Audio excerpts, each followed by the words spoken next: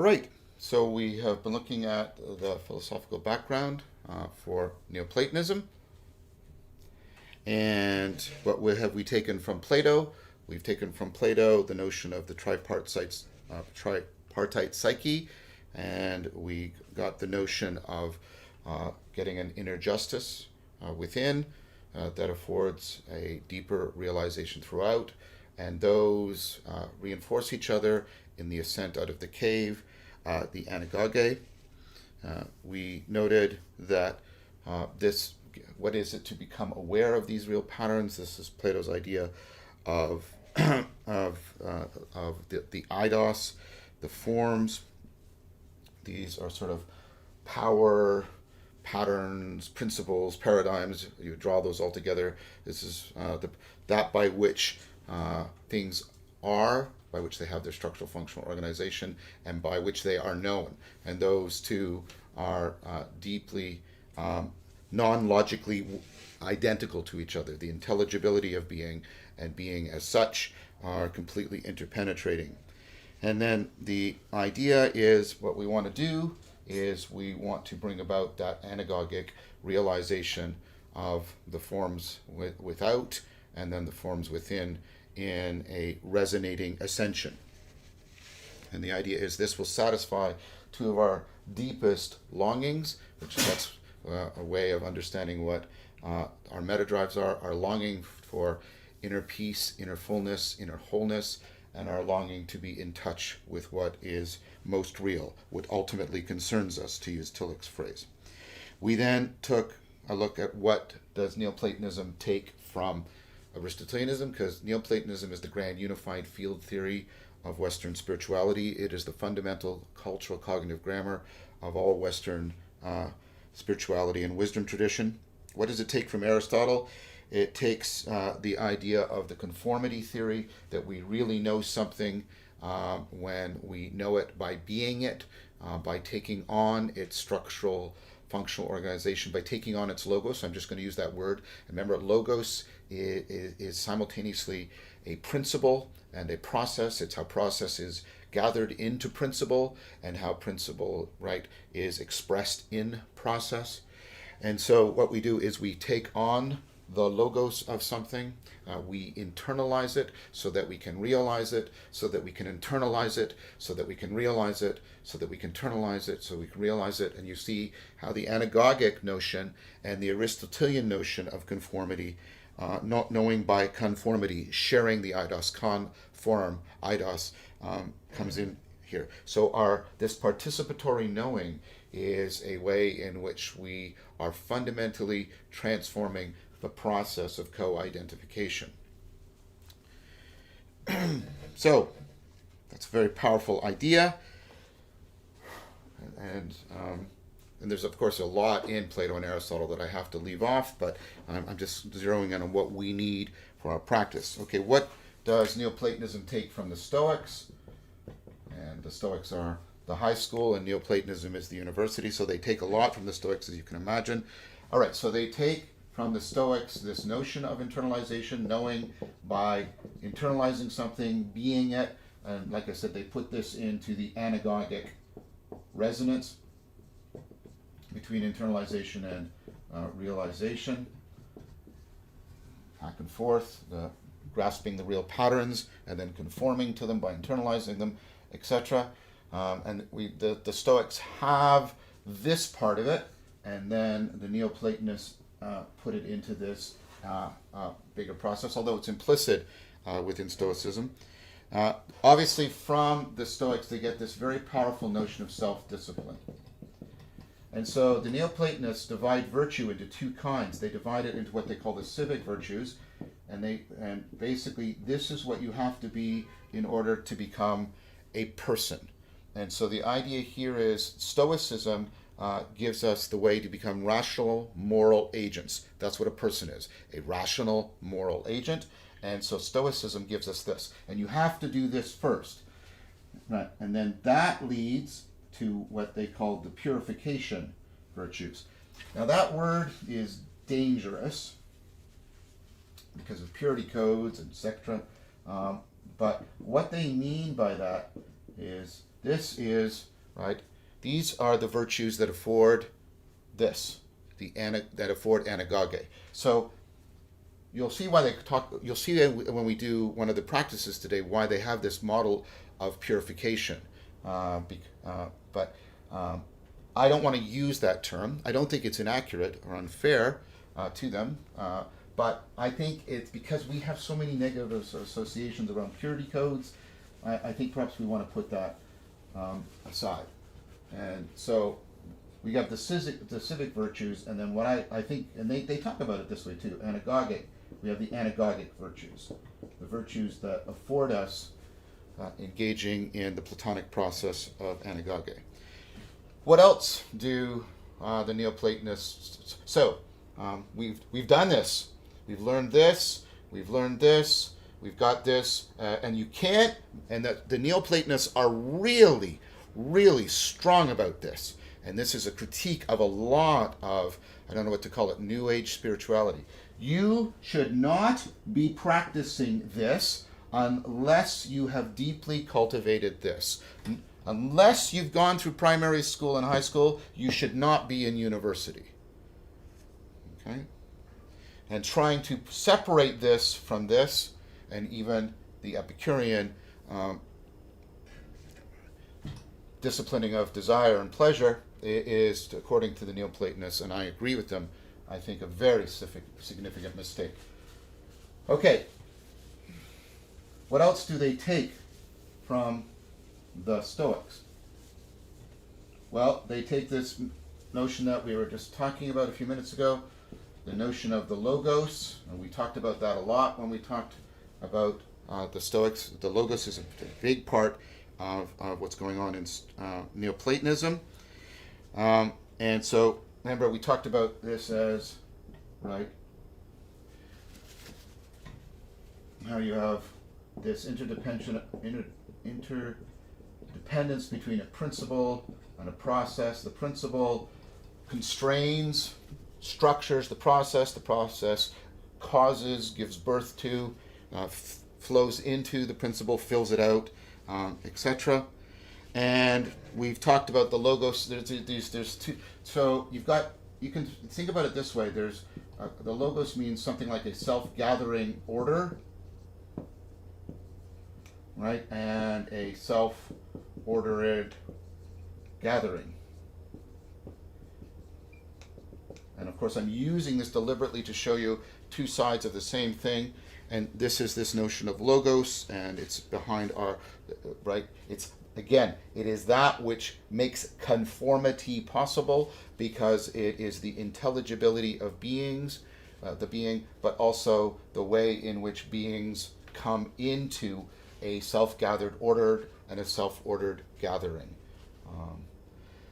And so we've talked about a lot of this before, so I'm just going over that. And then in connection with the logos, and we did this practice, you have the scale of nature. We did that practice where you sit like a stone, and then you sit like a poppy, and then you sit like an ocean, and then you sit like a sage. And what's going on here is the level of hexis, which is the level of stones, and then the level of phusis, this is the level of living things, like plants and stuff like that.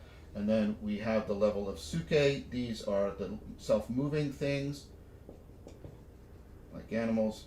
And then at top, this is the scale of nature, I'll just rub that out. The very top, we have nous, and this is, right, this is the level of, intelligibility, where you get the musicality of being. Okay, and so we did that exercise, right?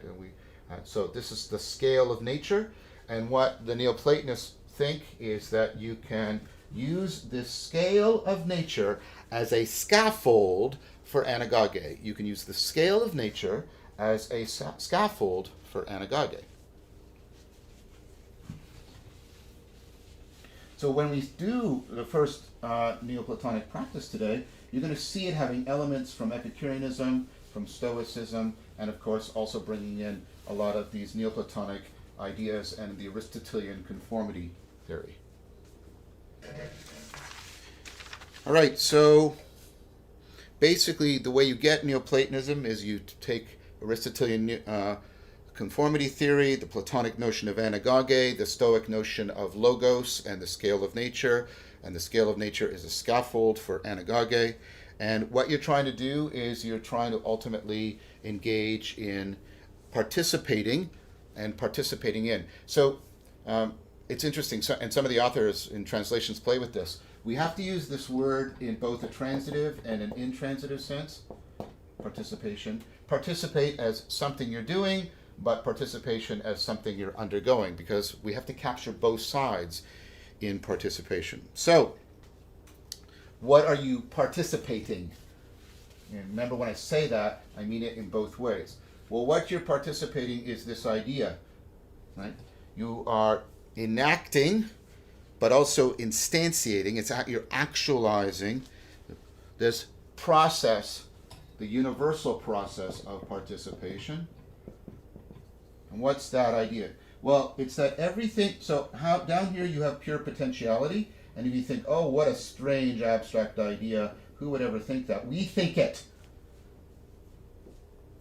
Modern quantum mechanics, at the bottom is pure potential, pure possibility, and out of that, the particles, the particular things emerge. And then what you get is an emergence. You get emergence upward. And what do you get? You get particular things emerging, and then they self-organize and self-coalesce into molecules and into life and into self-moving things and then into self-aware things. And that's how you're here. Emergence.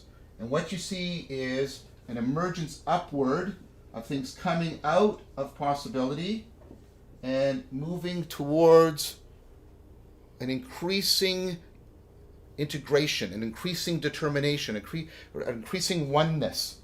So the particles into molecules, into living things, into self-moving, self-aware things, into those aspects of reality that are only disclosed to us when that whole movement upward, that emergence upward, that affords our self-transcendence into a kind of realization of what's at the top. And we've talked about this, the one. Right? So there's the emergence of everything towards the one. This is all of the processes gathering into logos, gathering into order, gathering into oneness. But simultaneously, there's emanation. Because all of these principles, right, this is the form of the forms. This is all of the way, these are all the laws of the possibilities of being that are there. And they are constraining, right, how the emergence. Now, I have to describe it to you as if it's two things. But it's not. And this is the whole point of dialectic, which comes from through the logos, right, is to realize the non-logical identity of this. Everything is emerging towards, right, and notice what's happening. Things are coming into their individual oneness, and then they're joining into, and what we're seeing is more and, right, we get this increasing sense of unity, of oneness, but at the same time, well, what's the field in which all of that is happening? There is some structuring. Like I said, there's the laws of being. And some of those, of course, are the laws of space and time and matter that physics discovers. But there's also the laws of thought in logic that we discover in reflection, etc. These are happening completely bottom up and top down. And your cognition is exactly like that. We've talked about how you have bottom up from perception and then top down from conception, from prehending. Comprehending, apprehending, right? All the hending words, prehending words. This is also you in microcosm. This is macrocosm, and you are the microcosm, and you can realize it in your mind. You can realize it in your mind. You can feel and experience and ultimately be the self-transcendence. But, right, the self-transcendence towards moreness, fullness. But you can also experience how you are here now. Your suchness, moreness, suchness, moreness, suchness. You're, right, this is taking you towards the one that is beyond all things. This takes you towards and helps you realize the unique individuation, the oneness in everything. Everything is one. This is one. This is one. But they're not the same, but they're the same in their oneing. Right? And so what you're getting is when you move down, you realize the power of this. Power means real potential, right? Real structuring, real order. Because the multiplicity reveals the pattern. Right? The emanation reveals the power that was here. The return gives you the peace of integration. So you get the realization of the power, you get the realization of the peace of pure being. In fact, the Neoplatonists say that the one is actually beyond being because it's what makes being possible. So what we want to do is we want to engage in individual dialectic practices that have us enact it, not think about it, not theorize about it, but enact it. Because according to the Neoplatonists, this is what we ultimately are doing in anagoge. As we do anagoge, we are doing this. We are enacting the fundamental logos of reality. This is the deepest kind of realization. The deepest kind of realization. So, we're going to start, that's the theoretical background. That's the philosophia. And you can see Neoplatonism in terms of 4 interpenetrating, inter-affording, inter-constraining kinds of practices. There's theoria, and they all have theos in them, which is the word for God, but don't get hung up on that. Especially if, like me, you're a non-theist. Think of the God as, right? Think of God as what's ultimately real. Sacredly real to you. Transformatively real to you.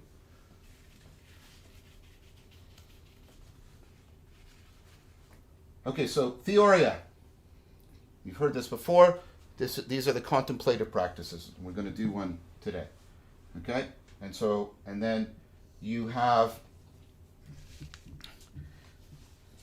maybe I should do it this way. Yeah, let's do it this way. Very Neoplatonic thing to do, so. You have theoria, and then you have theologia, and you think, oh no, theology, I don't believe in theology, neither do I. If you want to think about it that way, I'm not that interested in it. And some theologians are, like Paul Tillich and others, because this, again, doesn't ultimately have to do with sort of talking about the gods. It has to talk about the sacred symbolon, the sacred joining together of intelligibility and being. This is the kind of philosophia that is directed towards our transformative self-transcendence. That's what it means. It doesn't mean sitting around exchanging propositions about whether or not the arguments for the existence of God are workable or not. Okay, now there's the one we're going to talk a lot about next time, theurgia. This is enacting the gods, and this is to move beyond contemplating, right, and transforming. This is to actually realize, to instantiate. These are all the ritual enactments. You have been doing some of these practices already. The way Lectio Divina. So this is where you're invoking. You're not just representing, you're not just feeling, you're invoking it. You're realizing it, you're instantiating it, you're enacting it, you're embodying it, you're minding it. Okay, you're doing this in Lectio Divina. You're doing this in philosophical fellowship when we are invoking the presence of the sage. Whenever we're invoking and presencing something so we can participate in it in a transformative fashion, that's theurgia. This, of course, has degenerated over time into kind of a popular culture practice of magic and all kinds of things, and so that's like sort of a very degenerate form of that. And then these are all interpenetrating, and then I want you to see this as like a pyramid coming to an apex. At the top of it is theosis.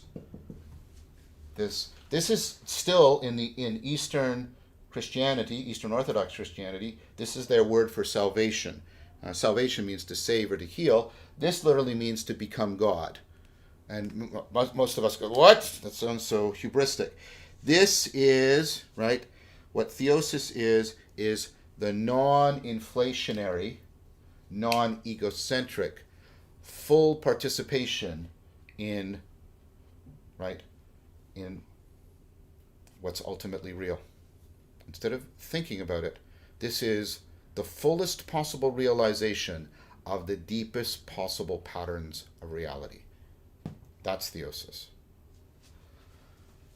Okay, so we're gonna talk about a practice. I'm gonna go through it, and you're gonna see all the elements of the traditions in this practice. And it's drawn, and it has to be reconstructed, like Bazari did, from sort of elements of what we see in Stoicism, what we see in modern, Neo-Platonic Christianity, Eastern Orthodox. But this is and so I'll describe it, and then when we sit down, I'll talk you through the practice. Okay, so this is a practice of theoria, and you'll see elements here. Like I said, of Epicureanism and Stoicism. You'll see elements of the view from above, using the scale of nature as a scaffolding of anagoge. Remember, that was the invoking. See, there's some element of theurgia here, invoking the logos. Okay, so the first stage of this is recollecting, and this is a big idea from Plato, and this has two senses in it. It means to collect together, so gathering together. There's the logos, gathering together, but it also has this other sense of remembering. And Plato has a sense here, it's a special kind of remembering. It's anamnesis. You know this word, amnesia, the kind of forgetting in which you've lost your sense of identity, which is your knowing by being, right? So what you're doing is you're remembering, but it's not just remembering an old fact.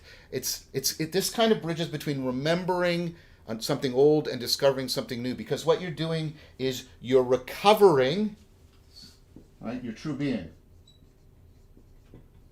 So discovering, but also remembering.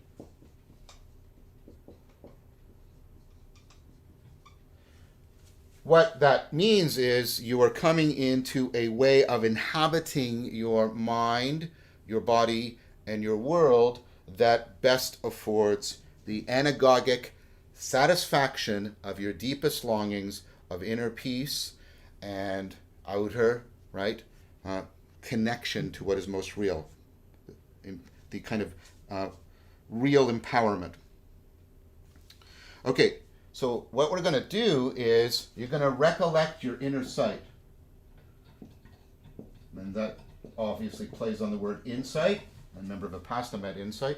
So what I'll have you do is I'll have you sit, you'll get into your position, I'll have you experience all five of your senses, and then your sense of sight is a way of being aware, your sense of touch, right, your taste, right, even if you're just looking at the inside of your eyelids. And then what you're going to do is you're going to recollect, and you're going to come into your, not the dispersed awareness in each sense, but the common awareness. You're just going to become, and this is the purification, you're going to become aware of your awareness. And then you're going to move beyond the ways we still divide our awareness, beyond the division between your inner awareness and outer awareness. And you know about this because we talked about this with prajna, beyond the inner and outer awareness. And then you're going to move, right, also beyond how we divide it up into top-down prehension, conception, bottom-up sensual perception. You know this. You did this in savoring. You're going to move beyond right? The way it's happening to you and the way you're directing it, and you're going to move into full participation. So this is the purification. You gather it, awareness of awareness, beyond inner and outer, beyond bottom up and top down. So you're into deeply savoring, notice the Epicureans, your awareness. That's stage one. And I'll talk you through these when we do this practice.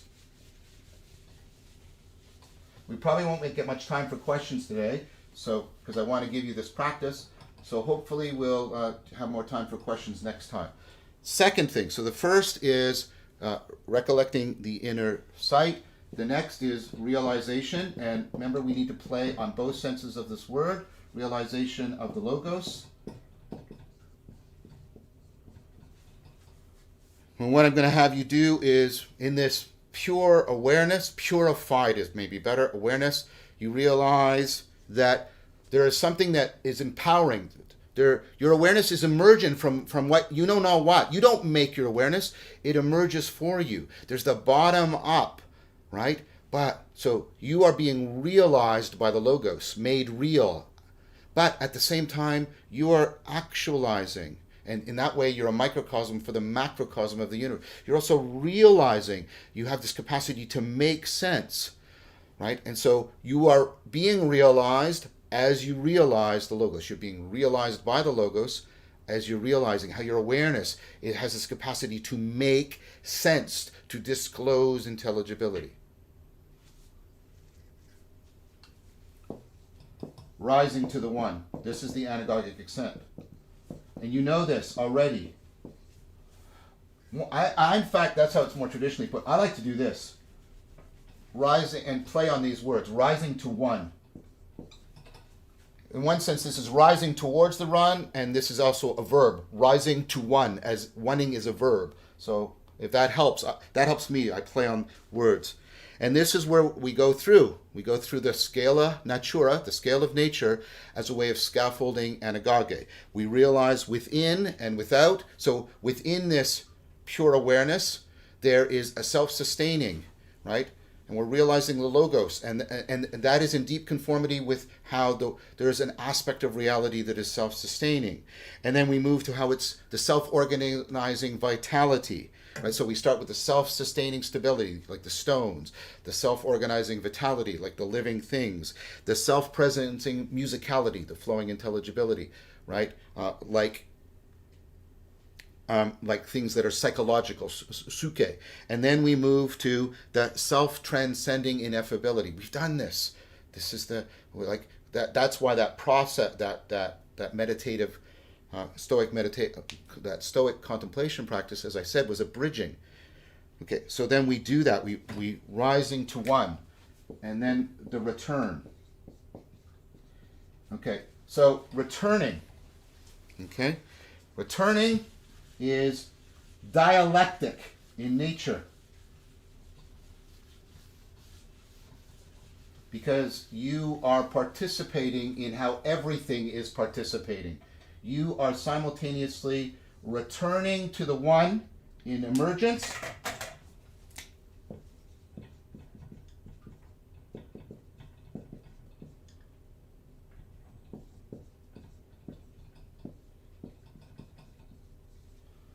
and you're simultaneously returning to world, and again, world as a verb and a noun.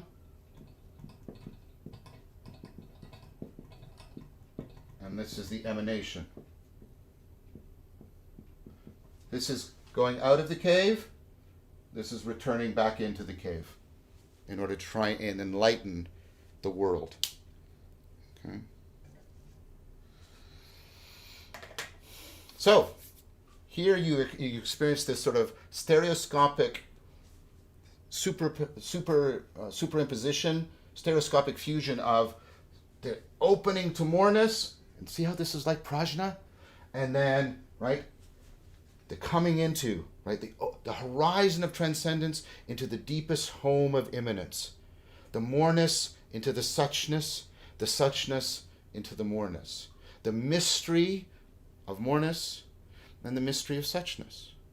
The fact that we can't capture this ultimate unity beyond all things, and also we can't categorize the absolute unique oneness of every individual thing. We're talking about a oneness that is beyond the one of the all and the one of the each. So we're going to go through this whole process together. So we're going to switch cameras again. And we are going to go through this practice. And like I said, we will not have time for questions at this time. I apologize for that. Please submit your questions. Jason and Amar will store them, and we will be able to address them next time. We're trying to get through the course for you guys. Okay, so we're going to move back here.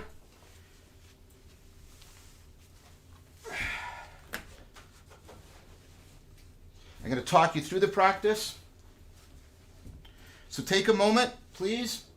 Take a moment and find we don't have a lot of time, so as succinctly as possible, get your core four, find your center, find your root, find your flow and your focus. So I'll be quiet for about a minute or two, and then I will take you through this practice. I will take you through Theoria.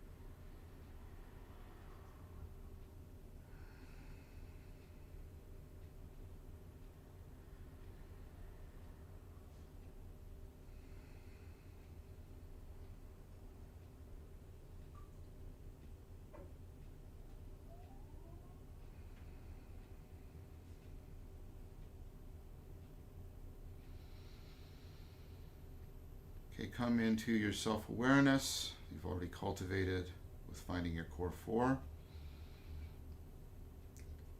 Now let's go through the individual senses. Your eyes are closed, but you can still see. Perhaps you're just seeing darkness, the inside of your eyelids. See. Experience seeing. It's a kind of awareness.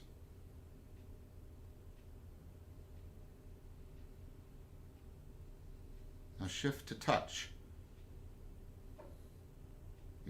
Feel your legs touching the ground, perhaps your fingers touching each other, and how you're holding your hands for your meditation. Feel touch. Notice you are aware again, but this is a different kind of awareness.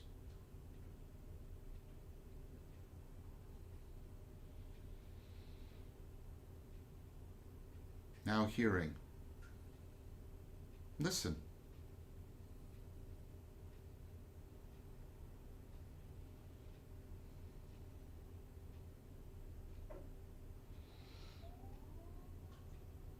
Now taste. All you can probably taste right now is just the inside of your mouth. That's fine. Taste.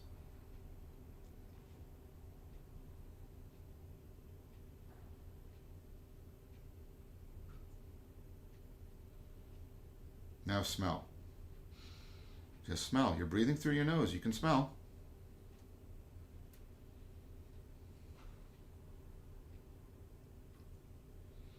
Now more rapidly. Sight. Touch. Hearing. Taste. Smell.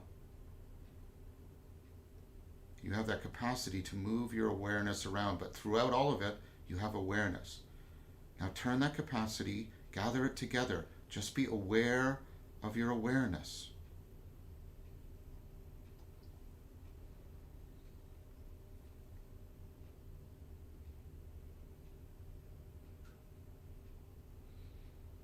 You're purifying your awareness.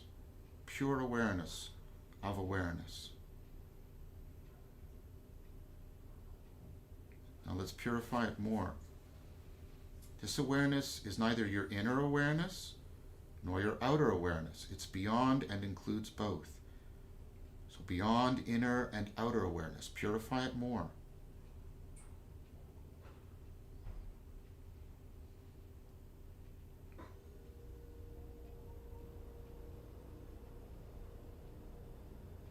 And this is not just a perceptual awareness. It's not all the ways you perceive or sense. It's also your conceptual awareness, how you prehend, how you pick up on all the patterns of the world. It's beyond perceptual, it's beyond and includes perceptual and conceptual awareness. Purify your awareness. Beyond in and out, beyond bottom-up perception, beyond top-down conception. Pure awareness.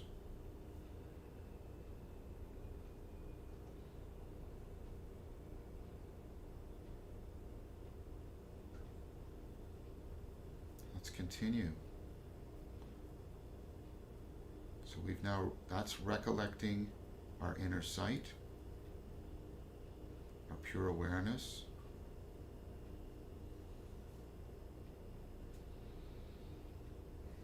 Now we're going to realize the Logos.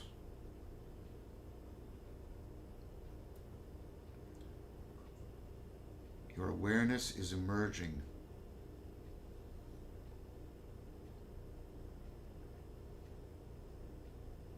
It's constantly emerging. It's constantly happening. You're being realized, actualized by the Logos.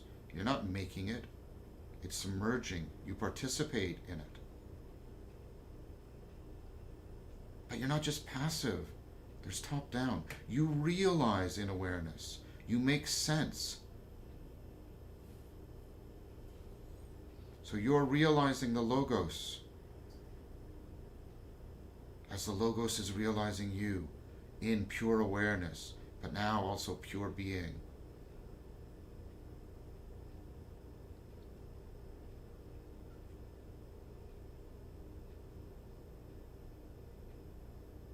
Now rising to one.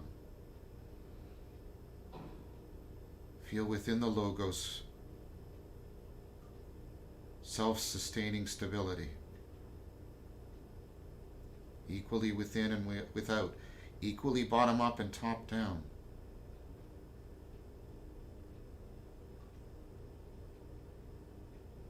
Realize the self-organizing vitality.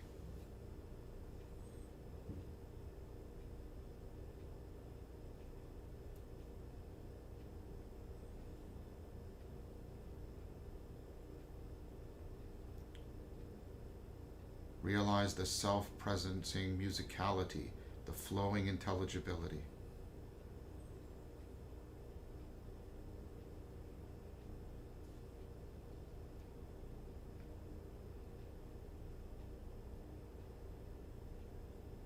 Realize the self-transcending ineffability.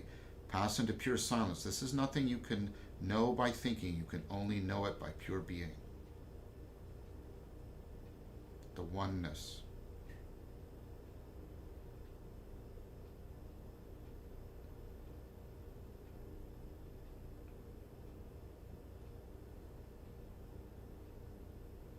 Now returning.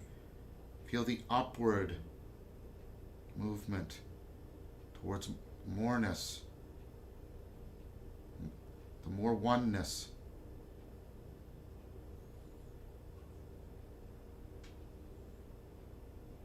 But equally, the downward suchness of each individual one, each individual thing. Returning to one, up. Returning to world, down. But the way up and the way down are the same way.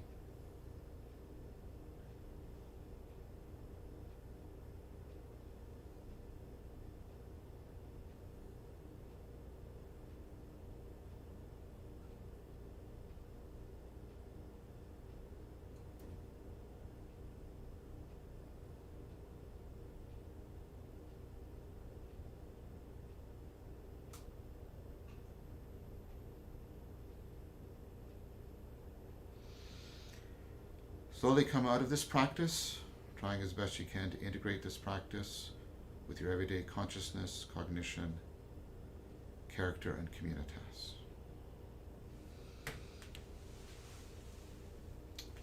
I recommend that you, of course, do this taking more time when you do it on your own. Take a lot longer to set up the core four. Take a lot longer in each one of the steps. Recollecting the inner sight, which is this purification of awareness process, then realizing the logos, then rising through the scale of nature, which we've already done before, right? Rising to one, and then returning to one and returning to world. Great. All right, so we're trying to realize the pyramid of Neoplatonic practices. And if you remember, the pyramid it's a triangular pyramid, and with McClellan you see all the threes and all the pyramid, all the threes and the triangles running through the whole system. And that's because we seem to be particularly oriented toward threes, 3 dimensions, 3 tenses of time, etc. So we have theoria, theologia, and theurgia. Let me make that very clear so you know how to spell it. And I've recommended books about this. Okay, and they're all interdependent, and then they rise to the apex that is theosis. Okay, so we've done a lot about that. We did a practice of for doing this, the contemplative practice that we went through last time, recollecting the inner sight, and then ascending anagogically up through the scala natura. You know what this is. At least we have, and there's more. I mean, I'm trying to give you what I have found the core and most invigorating and vital practice version of it. McClellan gives you others, but this gives you a taste that we can have learnt together, which will help for practicing in community. I'll talk a little bit about and sort of exemplify. McClellan does a lot. It's all the stuff on the macrocosm and the microcosm. That's theologia. Okay, all that stuff, and his discussion about how can we take the ancient language of gods and turn it into language that's more relevant and useful and internalizable by us today. So I'll talk a little bit about that, and then theurgia. The next time we'll talk about how this all culminates in theosis, which, as I said, is still within Eastern Orthodox Christianity, their word for salvation. And it doesn't really mean what the word salvation means. It means becoming godlike. All right, so let's just quickly theologia, which is finding the logos of the gods. The gods mean what is most real and therefore sacred because of its intense and ultimate reality. And the main insight that drives the Neoplatonic understanding of theology, the Middle Platonists like Philo, but it actually starts to get more seriously used by people like Proclus. They basically invented this term, theologia, which we get a word theology from. But what was the central insight? And it's one we've seen before, so I'll just bring it out again, just to remind you. The idea of patterns of intelligibility. Patterns of intelligibility. Signified. And here's the word sign. And I want you to almost hear that word, when people talk about seeing a sign, they signify being. Signify being. And perhaps a better way of conveying what I'm talking about here is to capitalize it.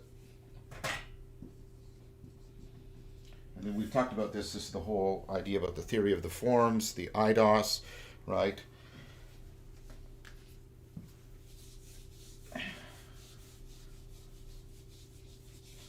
And just to remind you also of the notion, but to re-invoke it, reactivate it in your thinking right now.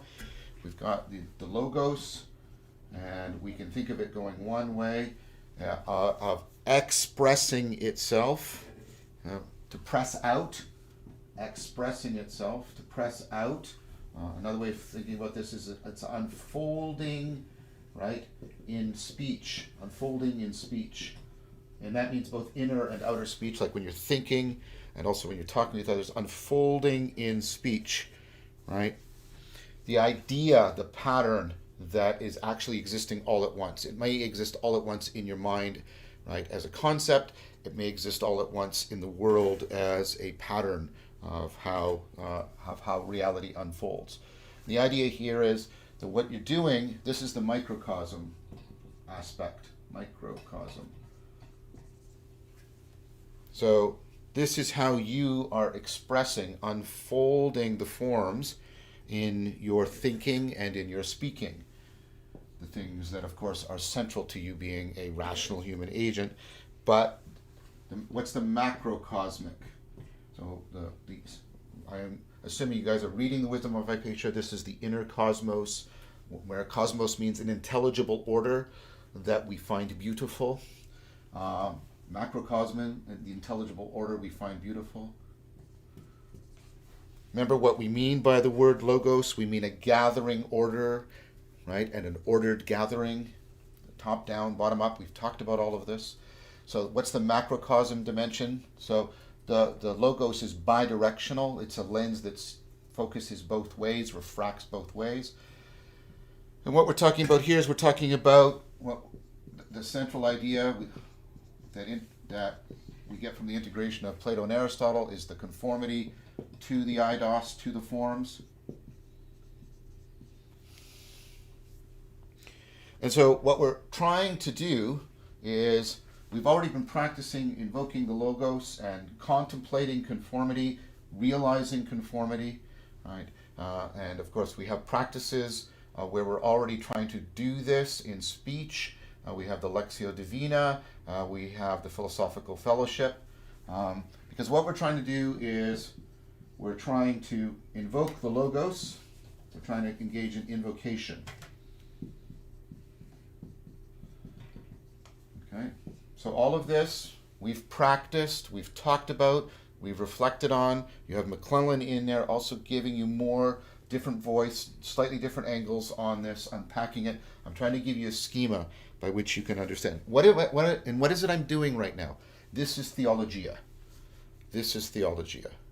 Okay, this is the act of doing this philosophical reflection in order to articulate these patterns of intelligibility into patterns of behavior that we can enact. Think about what articulate means. Articulate means simultaneously to speak, but articulate also means to find all the connecting points, find the patterns and how things are connected, how things are articulate. So we talk about the arm as an articulated thing. Okay? So what we're trying to do is we're trying to, articulate these patterns of intelligibility in speech so that we can articulate them in behavior. Okay? So, articulation.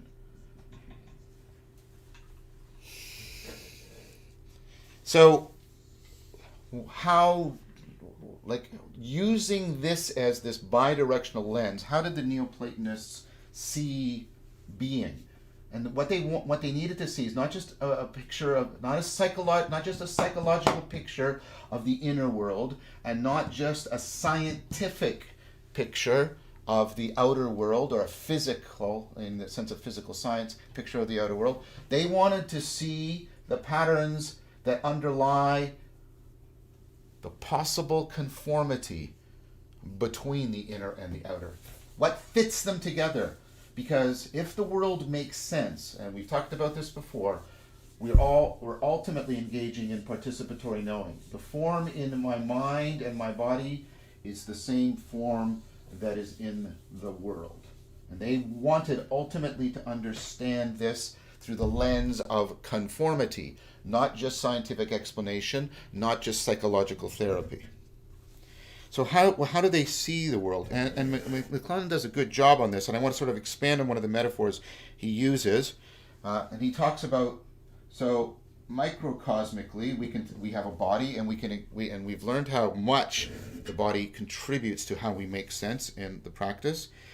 And then he talks about, we have a mind and we have a soul, and then we see the corresponding conformity in the external world. So he talks about basically the world body. And then a metaphor he has to help us for understanding this, and it's one that I like because of the domain I'm in. This is like the hardware in a computer. This is the actual the actual physical machinery, all the causal processes that are going on when you're using your computer or using your phone. There's the hardware. And then he talks about the cosmic mind, and he repeatedly tells you, don't anthropomorphize this. Don't anthropomorphize this, right? And the idea is our minds, right, well, we'll talk about this later, they participate in the same thing as the cosmic mind. I don't even quite like using that term, but I understand what he's trying to get at.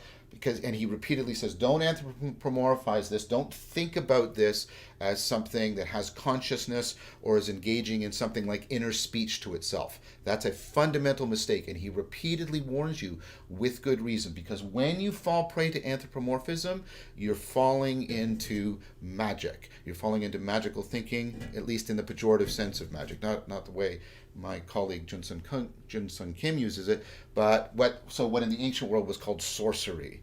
But the idea here is that this is the level of the software. Now, if you think about it, if you were to take out and look at the code, you'd actually have all these strings of propositions that are related to each other logically. And they're all there all at once, and the logical relations are all there all at once. So the software is, in a sense, timeless. It's not unfolding in time. It's not unfolding in time. It's articulated in logical space, not physical space.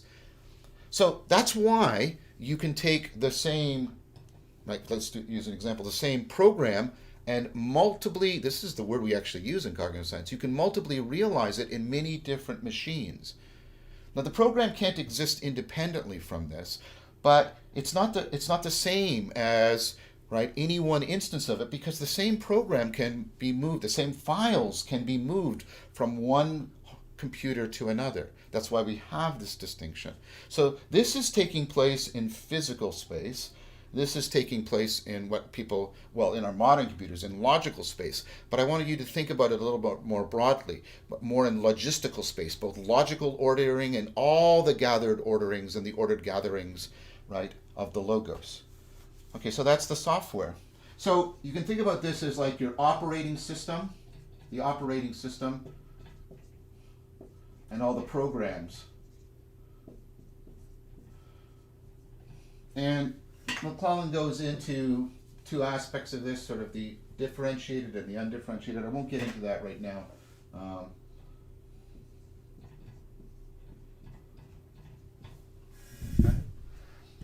Why I find this model helpful is it also helps me to understand Spinoza, because Spinoza's God is just all three of these seen through a naturalistic lens. That's why he calls it God or nature. Now, this is a set of principles. This is a set of processes. And then what you have here is you're actually running a program. This is the principles coming into the process, and the process being regulated by the principles. Here's the emergence, here's the emanation. Here's the emergence, here's the emanation. Right? And so this is basically process, all the processes that we find in reality. These are all the principles, and McClellan is right. He says science is all about this.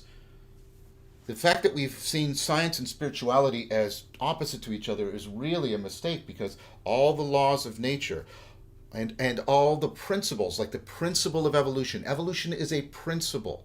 It is a principle that explains how. So here's the principle of evolution. When you have variation and selection, what's going to happen is particular organisms in their reproductive process are going to change. They're going to evolve because of variation and selection. So you have the principles, the principles of evolution, you have the process of evolution, and then you have, of course, the patterns.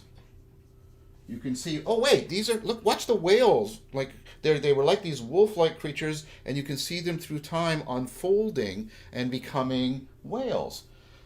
We talk this way, we think this way, and that's the Neoplatonic point. What is the fundamental cultural cognitive grammar of how we make sense of things? And then that is our biggest indication, our biggest sign. This is what signifies to us sort of the best way we can look at the world.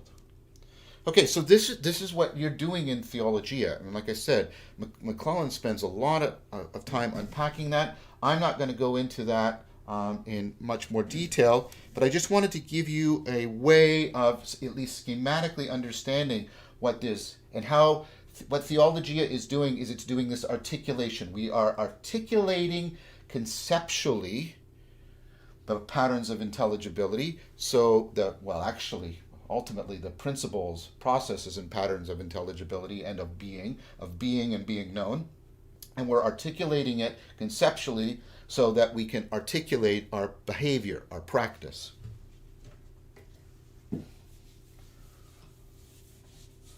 So Theologia is that kind of that bidirectional or double aspect articulation of intelligibility so that we can more properly engage in our practice.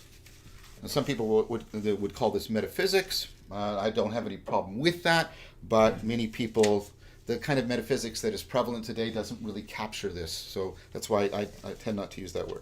Okay, so theurgia. Theurgia. This literally means the work of the gods. The work of the gods. Okay, so I want to give you a basic definition here. This is the enacted imaginal affordance of anagoge. Remember, anagoge is that process of resonating between the ground of the internal world and the external world, so you get reciprocal opening. So, again, theurgia is the enacted imaginal, not imaginary, and I'm going to give you that distinction in a sec. This is crucial in both Jung and Corbin.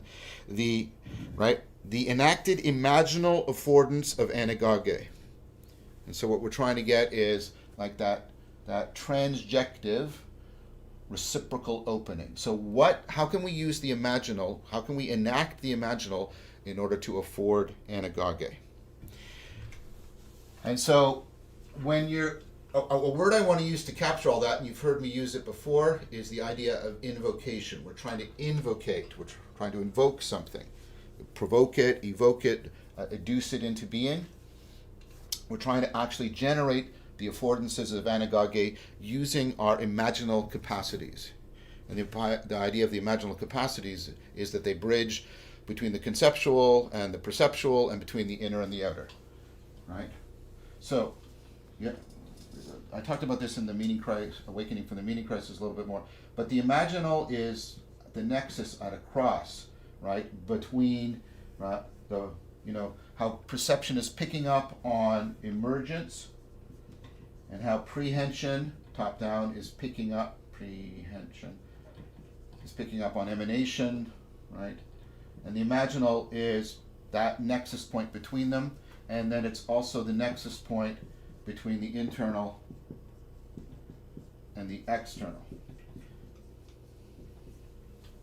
This is in fact Corbin's point. The imaginary is just mental pictures in our head. The imaginal, what it does is it invokes, it activates and coordinates. It invokes, right, the bottom-up perception, the top-down prehension, and it invokes the external and the internal. Okay? And these are images that we are enacting as opposed to images that we are merely representing. Now, I'll get you into this more specifically. So, invocation has there's the three ins. Not the three. Why did I say three? Because of all the threes in Neoplatonism, I guess.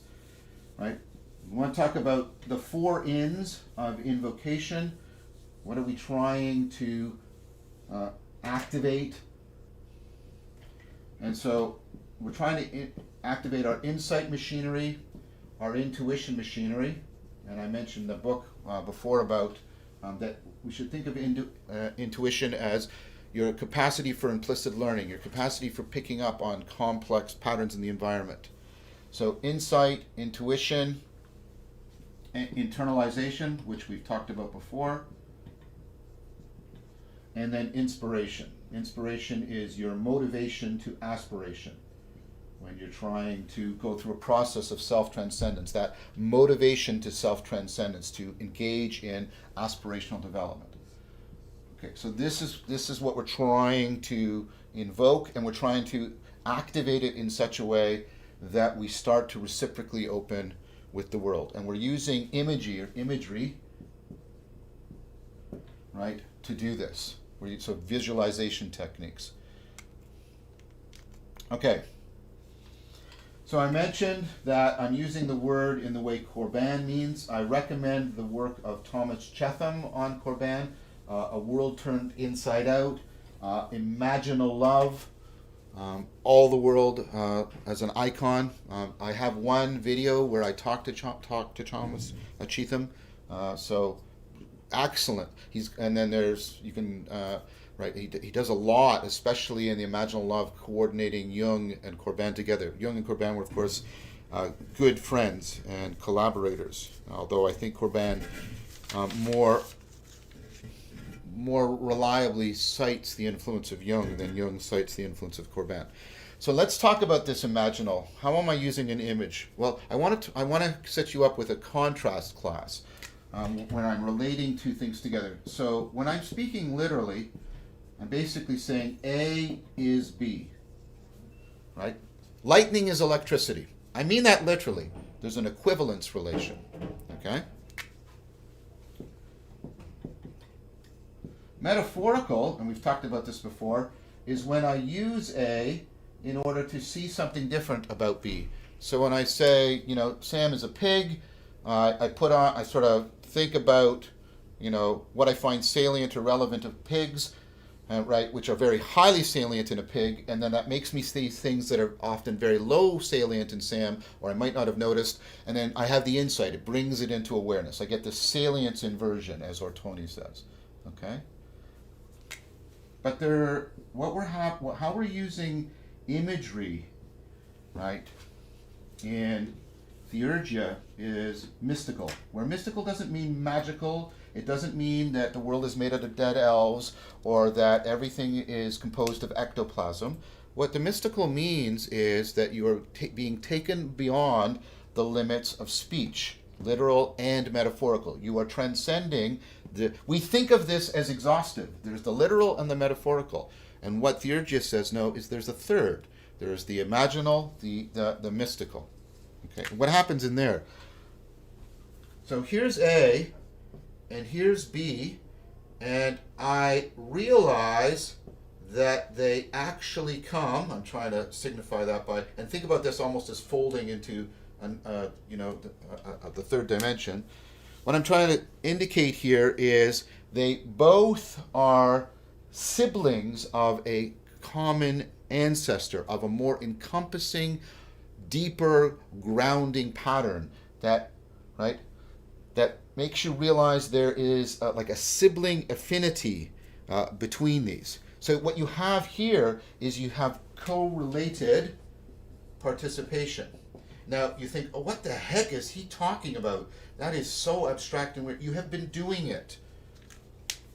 The thing that has been getting you to realize this are these, like the theoria.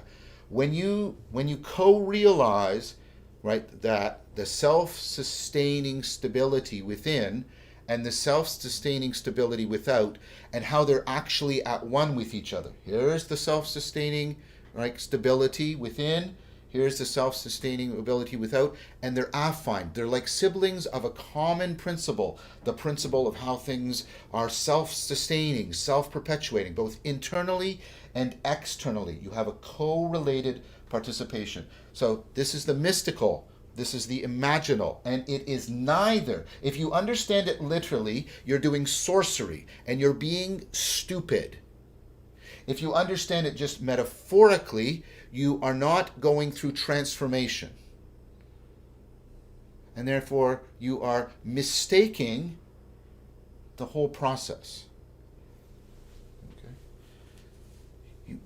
The tricky thing, tricky sounds deceptive, the crucial thing, the crucial knack you have to get, it has to click for you, is I'm not seeing it literally, and I'm not seeing it just metaphorically.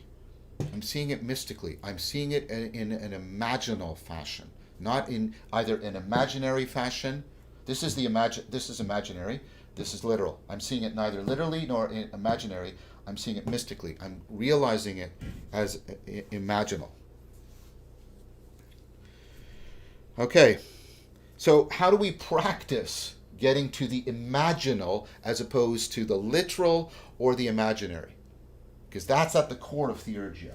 Getting to the imaginal, having a mystical realization. Again, I want to at times replace mystical with imaginal, because it's in many ways less contentious. But both terms have problems. When people hear imaginal, they think imaginary, and when people hear mystical, they think magical. And the point is, both of those are going the wrong way, right? The magical is to take it literally, the imaginary is to take it just metaphorically, and we're trying to get beyond that because we're trying to invoke the transjective relationship of anagoge, of reciprocal opening, which is neither inner nor outer. It's neither just subjective nor objective. So how do we get to the imaginal so that we can evoke it? Well, we're going to, of course, use visualization of imagery. You just said, but we're not supposed to do that. Just be patient, please. I'm going to get there. Okay? Now, what we want to do, though, is we want to not just play with images or fantasize, and that's a word also from this tradition, phantasm, which means an illusion, right? We want to basically do this so that we get to the archetypal depths of the psyche. We want to get to the place where consciousness and unconsciousness, right, where our conscious awareness is coming into contact with the participatory machinery that makes consciousness possible. And of course, that's where the psychodynamic tradition, especially Freud and Jung, have done so much work. We want to get to a place that's trans-egoic. We want to get outside the ego in the depths of the psyche, using imagery that way. Now, what we have are the prehended, perceptual patterns. And what helps us realize these? Well, you have theologia, and theoria that helps you to realize these. So obviously you can't be doing theurgia unless you've been doing lots of reflection in theologia and lots of practice, contemplative practice in theoria. And then what you're doing is finding how they resonate with each other, how they reciprocally open. You're trying to sense I'm using this word in both senses. I just did it. You're trying to sense perceptually, and you're trying to sense mentally, like when you make sense, you're trying to sense the affinity between these two, how they're siblings, how they're at one with each other, in a way that isn't just conceptual, in a way that's actually making you experience the resonance between them. You're trying to sense their underlying common ground. That's the imaginal, because it stereoscopically points inward and outward at the same time. And what I'm doing is I'm doing this stereoscopic triangulation. I'm doing this so that I realize the common ground between them. Okay, so what we're going to start with are some practices I've indicated to you how you do this side, right? I've given you an example of this, and we've done an exercise with this. So we want to start practicing this in this direction so we can get the transegoic, right? To put us into relationship with what's transmundane, outside of the everyday world of our experience. Not separate, not supernatural. The software can't run independently of the hardware. None of that. Again, magical thinking. But how? So what like I said, I've taught you this. I want to explain and take you through a practice of how to do this. And like I said, we'll run a little bit over today because I want to also answer some questions.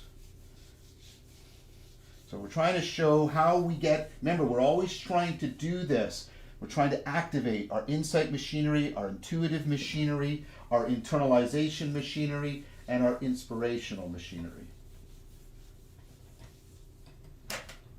We're trying to invoke. We're trying to realize it, again, in both senses of the word. Okay, so I want to talk about three kinds of these practices, or at least two. I'll take you through to. I'll maybe point to a third. The one I want to talk about today is focusing. But next week, what I want to talk about is doing dream work. I've gone through Jungian therapy. I've done tons of training, all the workshops, and I practice it. So what I need you all to do is, if you're already journaling, where you're noting at the end of the day, the Stoic practices. What vice did I commit? What virtue did I omit? What biases were present? What virtues did I realize? Right.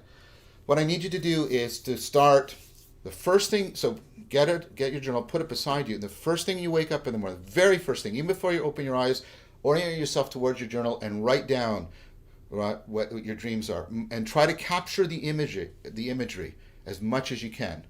And sometimes, right, and this will take practice. You have to get into a regular practice of remembering your dreams so that you can start to get to the archetypal depths.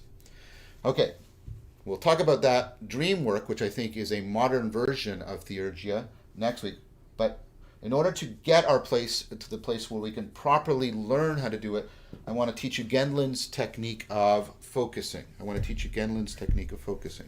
And it has 6 basic steps to it. Okay, so what you're going to do is you're going to sit and you're going to clear a space. You guys know how to do this already. You're going to see all the overlaps with what I've already taught you.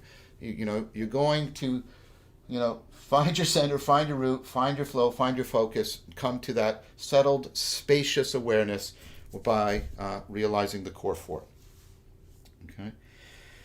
Now, here's where it now shifts from meditation. What you're going to do is let problems, because your brain has always got those ready to go, and here we're not going to treat them like distractions or even meditate on them as distractions. We're going to let the problems come up. We're going to let problems emerge. We don't go looking for them. We're going to let problems emerge. And we're going to stay detached from them. We're going to do the view from above. We're going to remain mindful of them. We're not going to go into them. We're just going to let them arise. And what we're doing is letting them inhabit and this is the term that Gendlin comes on again and again, and he's playing also on the word sense. The felt sense. What does the problem feel like in your mind and body? Not how are you going to solve the problem or even formulate at this stage a question about it. Just how is it being invoked in you? Now, the thing about problems is a problem is between you and the world. It's a breakdown. It's the opposite of anagogy. The world doesn't contain problems. The world just has stuff. And right, the problem isn't in you. A problem is a breakdown in the fittedness, the transjective fittedness between you and the world. So this is how we're getting into, right, that frame by something that is really familiar and pertinent to us, which is our problems. We're turning our problems into affordances. Okay, so what we do is, the first thing to do is we clear a space. Okay, and then what you want to do is you want to get a felt sense of the problem. So you want to, again, don't try to unfold the problem in thought. You're trying to get a felt sense of the problem of a whole. a felt sense of its complexity without trying to unpack it, without trying to resolve it. You're trying to get this felt sense. And what you're going to do is you're doing this deep listening. You're trying to sense the form, the eidos of the problem, rather than immediately unpack it and unfold it in inner speech. 3. So now you're going to find your handle.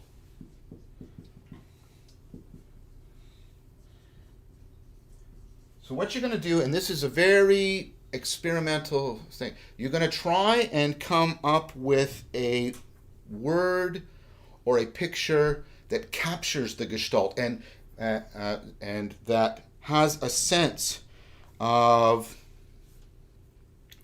how the problem is actually emerging into this image, this word or image, right? So, and you see what's happening here. This is imaginal, not just imaginary. What you're trying to do is basically create an icon. You're trying to, if I had to, what's the word, the picture, or the word picture that just captures this? So when I get it right, you can feel that shift, that felt shift in mind and body. Like, yeah, that's the insight, right? Oh, right. Now notice it's not an insight into the solution. It's an insight into the eidos of the problem. So you're trying to get this handle, this felt sense. So what you're trying to do is, what word or word picture, what icon would invoke the problem, would cause it to be active in you again, cause it to inhabit your mind and body again. Okay, now you resonate. And here you know this, because we've practiced resonance a lot. You resonate. You're enchanting your icon. You keep speaking, right, the word image. Keep it, imagining the image, speaking the word, right, and it keeps invoking, right, that felt sense, right, and so you're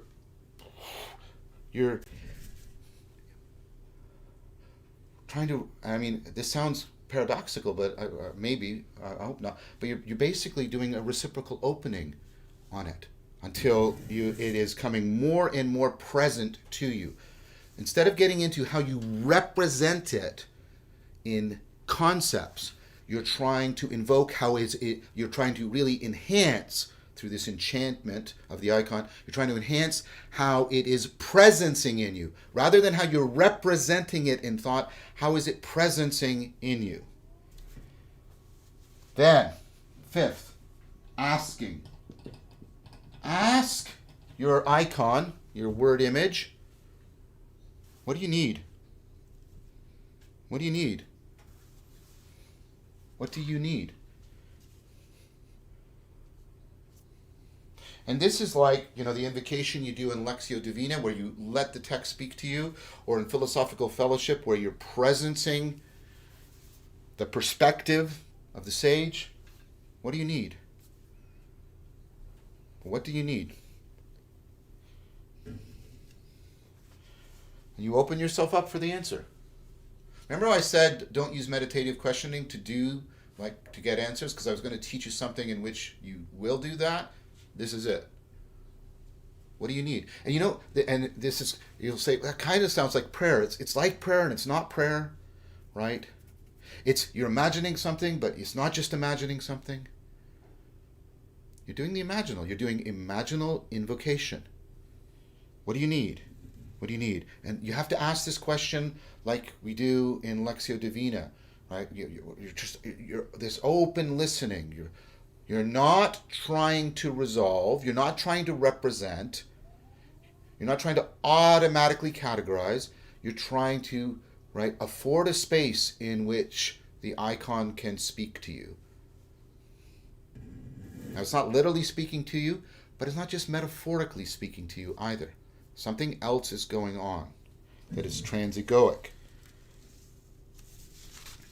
The answer you'll get will be accompanied by a second felt shift right? This felt shift of the body and the mind going, they'll be like, oh. And it might not be any fully propositional thing, because it might be that what you needed to do was a procedural change. But you'll get a sense of it being answered. You get a sense of, right, that if I were not to turn to this problem in the world, I would be tapping deeper transegoic resources within myself, which would put me into conformity with deeper patterns in the world that I'm not currently realizing. I would start to afford reciprocal opening in this problematic situation rather than reciprocal narrowing. I would be affording anagoge. And that then takes us to the last thing, which is receiving. You have to receive this into you. You have to receive it like in internalization. You have to let it become a part of you. You have to let it become a part of you. Okay, so let's review one more time what we're doing, and then we're going to do a version of this, and then we'll take some questions. I apologize, like I said, we're going to be going over quite a bit normally than we normally do. I understand if you have to leave, but we're doing theurgia. We're going to clear a space. We're going to do a felt sense of the problem. We're going to get a handle on it, right? We're going to resonate, we're going to ask, and we're going to receive. Okay? All right, so we're going to switch back to the cushion. And I'll sort of talk you through this process.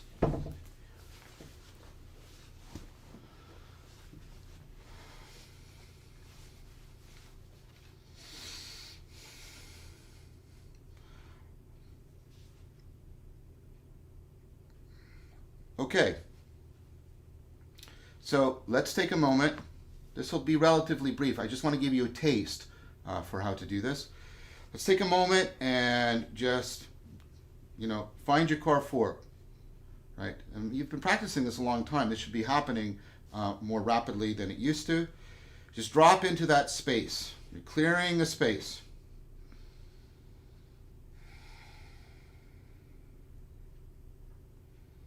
Centering, rooting, flowing, focusing. Now I'm going to talk aloud, but you wouldn't normally talk aloud because, you can't see my mind, and I'm going to try and, articulate what's happening. So that's a little bit intrusive. So it's hard to do this. So try and do something corresponding within yourself. Okay, so I clear this space.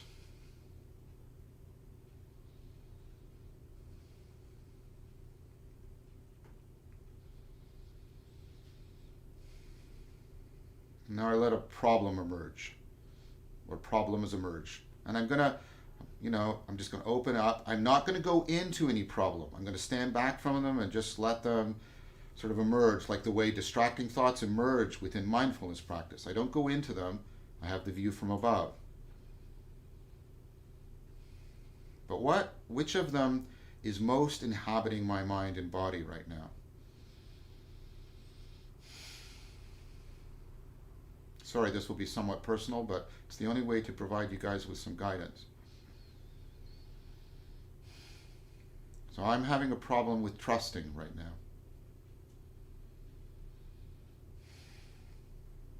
Somebody is deserving of my trust, but I'm not capable of trusting them as I should. And intellectually, I know why that's the case, the way I've been betrayed in the past. So I really feel this. And how do I feel this? I feel this. I'm trying to get a sense of it in my mind and body. This is where your mindfulness practice is helpful. I can feel where it's sort of like a hot line running from my heart into my abdomen. And I can feel my mind twisting around it. So I'm really trying to just get a felt sense of it. How is this problem inhabiting? It's almost like it's got a life of its own. How's it inhabiting my mind and my body? I can feel how it tightens my chest, my breath becomes difficult.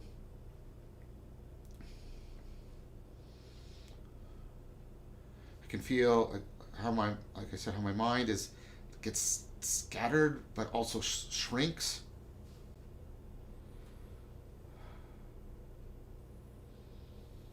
So felt sense of, I can sense the complexity. I'm trying to, sense the whole thing, physically and mentally, sense the whole thing, how it's inhabiting all of my mind and body, even my world. I'm seeing the world through this lens. Because that's what a problem is. It's between you and the world.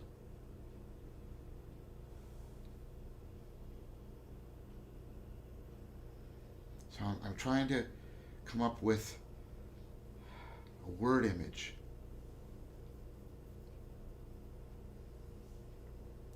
that invokes it, that would reactivate the problem almost magically in another, later, if I wanted to re-invoke this felt sense, what word, what image would capture it? What's coming to me is choking. Notice how that catches some of the emotion. I'm feeling choked. I can't breathe.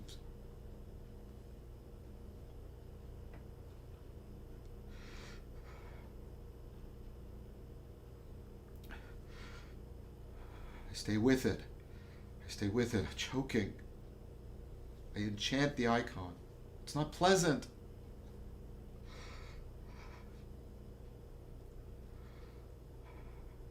But I keep going. Choking.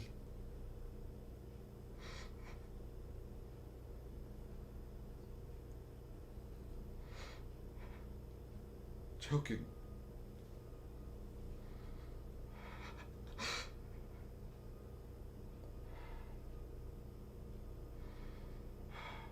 What do you need? Asking. What do you need?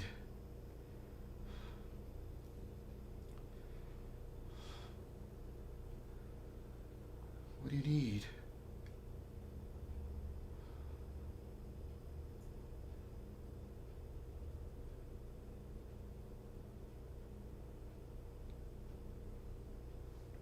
Getting a felt sense of depth, like a deep river of clear water. I need that sustaining depth. You need that sustaining depth.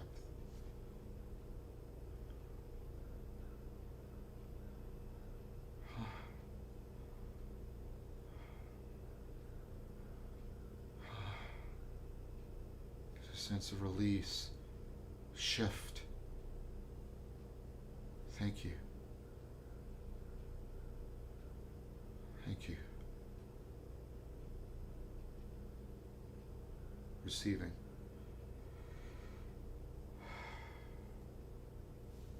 Come back into the core four to re-stabilize. Center, root, flow, and focus.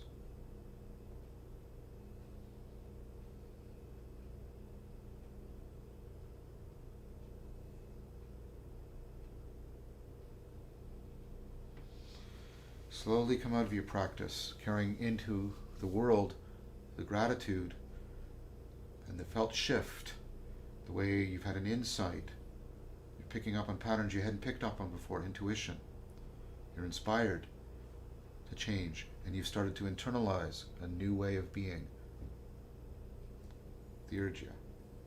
So we're going through the core elements of Neo-Platonic practice, and we took a look at theologia last time, which of course we hear of theology, which isn't completely right, but it's not completely wrong either. What we're basically doing here is, this is rational reflection. Right? Rational reflection on the orders of intelligibility. All those levels and patterns by which we make sense of things, and then the fundamental insight is the deepest patterns of intelligibility signify being. They're the lens through which we can come into a conformity awareness of being. And then the idea here is, I think I'm going to move my lectern a little tiny bit because I'm Getting too blocked here. All right, so the idea was this basic idea of the forms, the eidos, and these are these, we don't have quite a right word for it. Remember, these are these paradigmatic patterns, powers. So they're patterns of intelligibility, but they're powers of possibility, and then they're paradigms of understanding. So if you take our three notions of a pattern and power, power is an actual possibility for change, and paradigm, which is a structure for understanding, then what you've got is what the forms are, and Theologia has us reflect on these, bring them into our theoretical awareness and understanding, the conceptual structure, and then of course we contemplate the world in terms of the forms in Theoria. We've done some of those exercises, and then in Theurgia what we're trying to do is this. We've got the idea of the logos, and what it does is it's unfolding the forms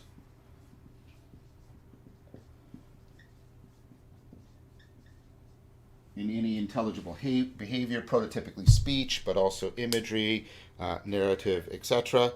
And so this is realization in the sense of making real, actualizing, and this is the sense of realization in the sense of coming into awareness, coming into understanding. And what we're trying to do in Theurgia is we are trying to symbolically enact this at-one-ment, the realization of realization. Nishitani, one of the greatest figures of the Kyoto school, defined religion as the self-realization of reality. And in that sense, this is like a religious thing we're trying to do in Theurgia. Okay, so Theurgia is to enact this at-one-ment. It's symbolic enactment. And then I gave you the 4 ins of Theurgia, and I want to remind you that you're already doing Theurgia. You're doing it in Lectio Divina. You're doing it in Philosophical Fellowship. So I'm just adding some new components to it so that you have a rich reservoir of things you are doing with respect to Theurgia. And so what we're trying to do is co-activate, mutually afford insight, intuition, which is not a magical romantic faculty. This is your ability to pick up on complex patterns in the world outside of deliberate focal awareness. Internalization, which is in many ways the pivot point of this. Internalization and inspiration, the sense of empowerment, of arousal and encouragement. So that brings you into aspiration, seeking self-transcendence and self-transformation. So these are the 4 ins. This is how you get into Theurgia. You're trying to activate in a coordinated fashion this gestalt of processes, cognitive processes. Then I made an argument last time drawn from Corbin, and I'm suggesting that we put Corbin and Jung together. In order to, Jung is sort of the Plato of the psyche, and Corbin is sort of the Plato of the symbolic. And when you put them together, I think you're getting some powerful tools for reinventio of Neo-Platonic practice. I made the argument that the symbolic is the imaginal, and the imaginal is not the same thing as to have an image, or to have a conception of something. It has to be enacted in participation, in participatory knowing.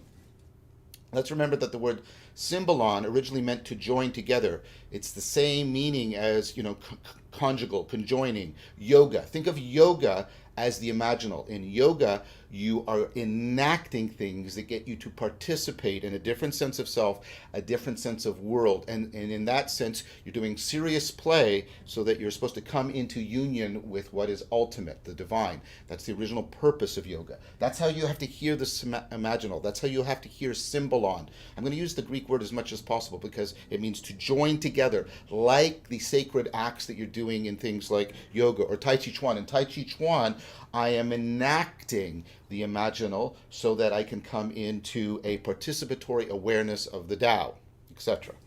Okay. The problem we have, of course, in our culture is that this word is equivocal and often trivialized, like everything else we do with important thoughts in our culture, because that by equivocating on it and trivializing it, it makes it vague and easy to manipulate, commodify, sell, use, etc., and all the things that are problematic in our culture right now with respect to the philosophical and the spiritual. Okay, one meaning of imagine, of course, is mental image. So when I say imagine a sailboat, you form a mental image. Although mental images sometimes play a role in theurgia, they are not the dominant thing. So when you hear imagine, don't primarily hear this. They're not excluded, but they are not focal. They're not focal. When John Lennon says, imagine there's no heaven, he's not asking you to form an image. He's not. In fact, I don't think I've ever tried to form an image. He's asking you to try and adopt a perspective of possibility. Perspective of possibility. What's it like? Imagine means to adopt a perspective. You're enacting a perspective. You're considering. You're more than considering. You're trying to, right? I said, like, you're trying to. Well, maybe you want to say, maybe you're really deeply considering. You're trying to see if it's viable for you. Could you actually start to attempt to realize this vision in your everyday life? So this idea of adopting a perspective of possibility, or of the possible, and that's much, notice how this is getting us into realization. This is, you've got to give a lot more emphasis to this sense of imagine. And then next, which is really important, which is play. And play in the sense of pretend. But notice this is like, right? And I don't mean in the sense of pretentious. So this is a point made a long time, very good point by Gilbert Ryle. When children are imagining, they're not really making mental pictures, right? I mean, they might be. But for example, when a child is pretending that it's a dinosaur, right? The child isn't forming a mental image. What the child is doing is actually adopting a perspective of the possible and then conforming to it, shaping themselves to it. You see how these two go really closely together? Or imagine somebody acting out a play. Somebody's being Sherlock Holmes. And we call it a play for a reason. They don't have a mental image of Sherlock Holmes. They're adopting a perspective and then conforming to it, identifying with it, taking up an identity within the perspective of the possible. Pretend, right?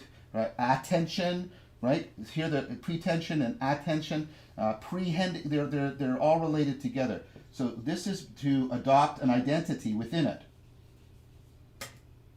You conform yourself to it, an identity within it.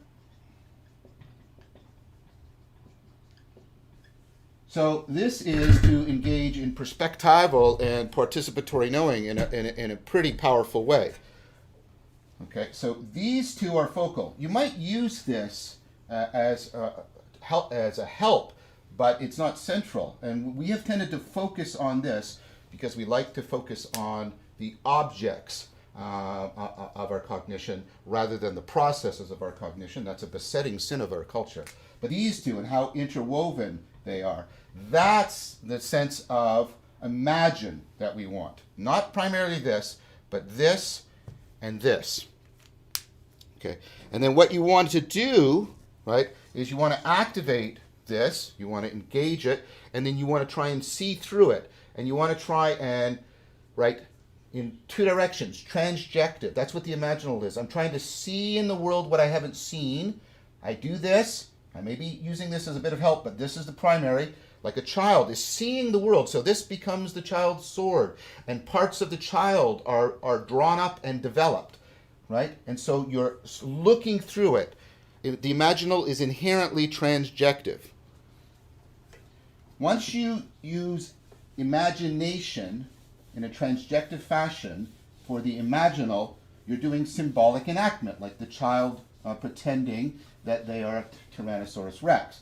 Now we know that, of course, they're not literally a Tyrannosaurus Rex, but you know the child isn't just being metaphorical, The child is realizing, they're developing, they're doing this in order to actualize aspects of the world and aspects of themselves in a coordinated fashion.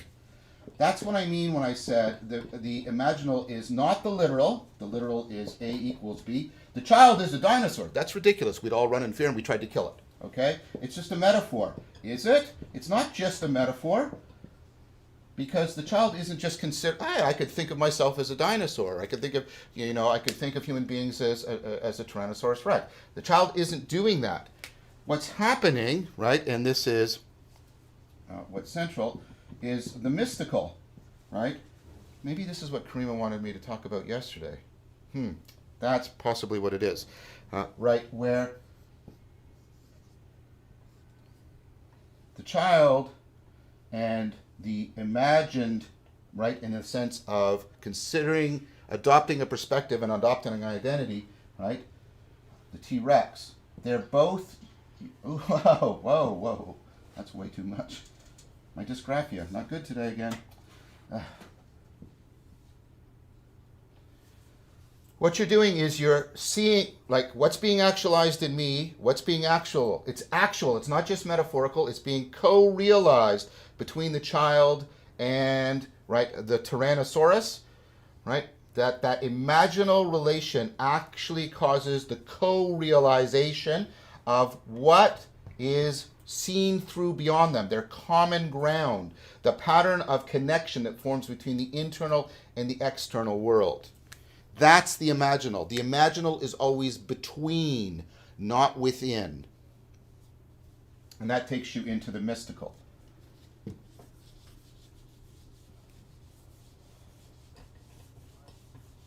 What we see is the shards of Neoplatonism in Jung and Corbin and others, and we can and within Neoplatonic Christianity, Eastern Orthodoxy, and what people are doing, myself included, is trying to gather those shards together and reassemble the lens that through which the world can be seen and through which we can also see ourselves. Okay, so last time we did the focusing practice as a practice to participate in the imaginal, right? It wasn't, when you're getting your handle for that incoherent thing that's coming up out of your unconscious, it's often not literal, it's not just metaphorical, it's imaginal. You're enacting the imaginal in a powerful way. You're trying to coordinate the conscious and the unconscious minds so that they co-realize together. Now, in conjunction with that, I want to talk about a practice from Jung, and a practice that I have deeply and continue to deeply practice. I went into Jungian therapy for about a year and a half, obviously for personal reasons that I won't go into, but also, and this is the case, explicitly because I wanted to truly understand Jung as a way of practice. So part of the problem with Jung today is many people talk about Jung and talk about things, but they don't know, they haven't actually, if you haven't actually done the therapy with somebody and you haven't done the extensive dream work, I don't mean to sound harsh, but you really don't understand Jung. It's like saying you've understood how to make love, when all you've done is looked at pictures and read books and talk about it a lot, right? You have to, and you have to do it with somebody else. It's an inherently dialogical thing. That being said, I'm going to try the best I can to make use of the book written by my therapist, which I think is an excellent book on how you can individually or perhaps even collectively do dream work together. And that's the book by George Slater, Bringing Dreams to Life. I recommended it last time that you get it. George Slater, Slater, Bringing Dreams to Life. I want to read you a couple quotes right from the beginning of our session here on this from George, and because they bespeak of the attitude you must take in this practice. Okay, so first of all, there's an attitude of diligence. As I mentioned last time, you've got to get a dream journal. And every night you go to bed, you can say to yourself, may I remember my dreams? May I remember my dreams? May I remember my dreams? When you wake up in the morning, before you open your eyes, what did I dream? What did I dream? What did I dream? Even if you can't remember, open up your dream journal and write down the date, and I didn't, no dreams to report. But if you keep doing this on a regular basis, it gathers momentum like a snowball going down a hill. And what happens is you will start remembering more and more of your dreams. And then you have material to work with. Now, here's something that George doesn't talk about, I don't think very much in the book, but often it's good to, you'll find that I'll show you how to interpret your dream. But often there's relation between dreams. There's dream sequences that you'll eventually pick up on if you keep a journal. If you don't keep a journal, first of all, you won't remember your dreams as well. It'll be hard to do the interpretation, and you won't pick up on the dream sequences. Okay, so now here's the quote. There is a danger, however, in treating dreams like puzzles to be solved. So if we bring the attitude towards this, that there is a puzzle to be solved rather than a dialogue to enter into, you just stop doing it, okay? Just stop doing what you're doing, because you've radically misframed this process totally. Look, what I'm trying to do in this work is I'm trying to go transegoic. I'm trying to get to the aspects of the psyche that are deeper and developmentally beyond the ego, transegoic. And then what I want to do in theurgia is I want to put that into resonance realization with what is trans-egocentric. Can I see the world can I see and be in the world from something beyond the egocentric perspective? In order to do that, I have to realize the trans-egoic elements of the psyche. If you enter into this from an egoic framework, I'm going to interpret this and figure it out. Ego, forget it. Then you're not going to get this, and you're not going to get this. And then, I don't know what you're doing, maybe some form of very sophisticated narcissism, but don't engage in that.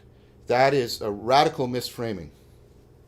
So George goes on. I want to read you more. This is a quote at length, but I think, there was a lot of wisdom in George, and I really benefited and appreciated it. So he emphasizes two words that he wants to challenge. He starts the quote by, these two words are emphasized: thinking about a dream objectifies it. Notice, right, tries to literalize it, right, tries to turn it into a puzzle that can be manipulated and solved, right, into a problem of which I am curious, not a mystery into which I wonder. That wasn't all of him, that was me. So thinking about a dream objectifies it, much like hanging a picture on a wall. I love this imagery. Or as something we can talk about or admire. There it is. And that's what I mean about the narcissist. Look at my wonderful dream. Oh, there it is. Okay? I'm so special. Okay? We can talk about or admire. Now to pick up his quote again. Rather, the meaning of dreams is something we grasp best by experiencing it, like entering into a picture and feeling it as a part of ourselves. Participatory knowing, internalization, right? Interpretation that is only analysis turns images into concepts. The kind of meaning that is given by the symbols and images of dreams is experienced by entering into, or, and he now emphasizes these two words, participating in symbols. Symbols are something that is fundamentally known through participatory knowing. We activate a perspective, and then we adopt an identity within it, when we go through a process of identity transformation. It is participatory knowing, because that is the fundamental knowing by which we realize transjectivity. Okay, so his other main slogan is, energy follows the image. Now energy here is, right, he means psychological energy. What in his day used to be, in Jung's day used to be called psychic energy, but we can't use the word psychic anymore because it means you have weird ectoplasmic, non-scientifically accessible energies that allow you to talk to your dead grandmother about how dolphins are really sort of going to take over the world or something ridiculous like that. So I don't use that word anymore. Instead, we have what is meant by psychological energy. You know what that is. That's relevance and salience and arousal, etc. Okay, so symbols are not just images. And here's how Jung is the inner Plato. They are patterns that are powerful and paradigmatic. They are paradigmatic power patterns. And what they are is they are the power for transformation, paradigmatic, that allows us to understand and know ourselves in ways we can't do nor unless we undertake this practice. And of course, they are patterns. They unfold in in a musicality of intelligibility. And so we have to learn to, like the way you listen to music and participate in it and resonate in it and internalize it and intuit into it and get insight from it. That's the attitude you have to take towards your dream content.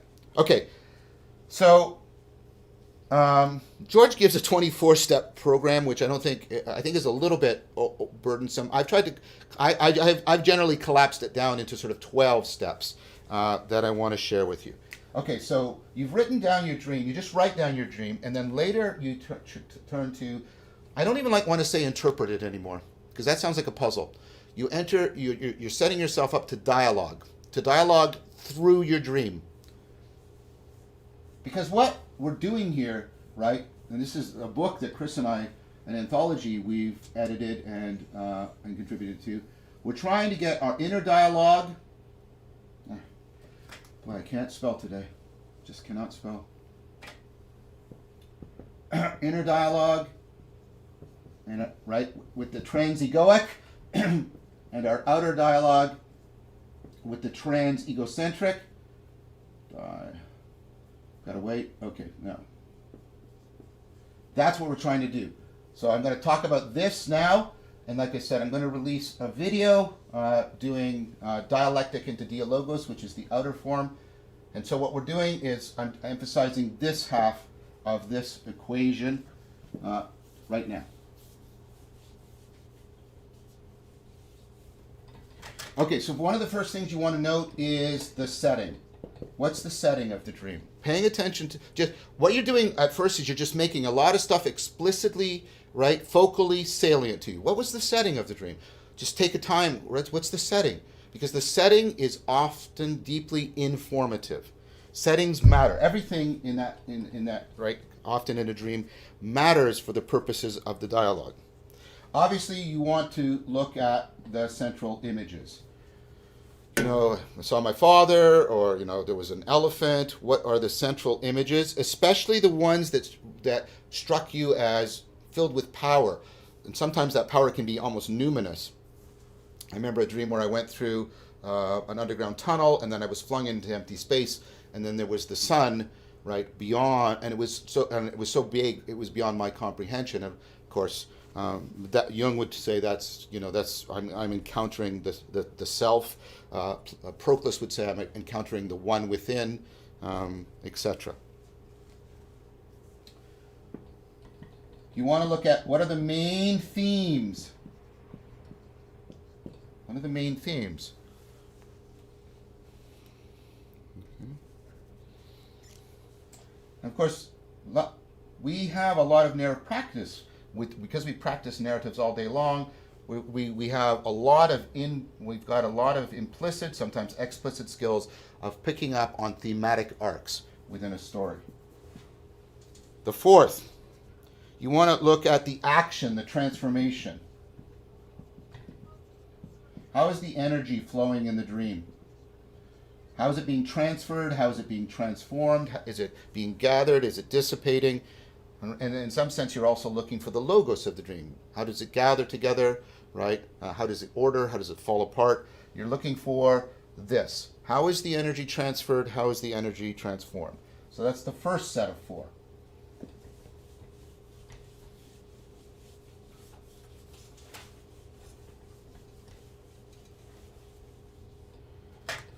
Okay.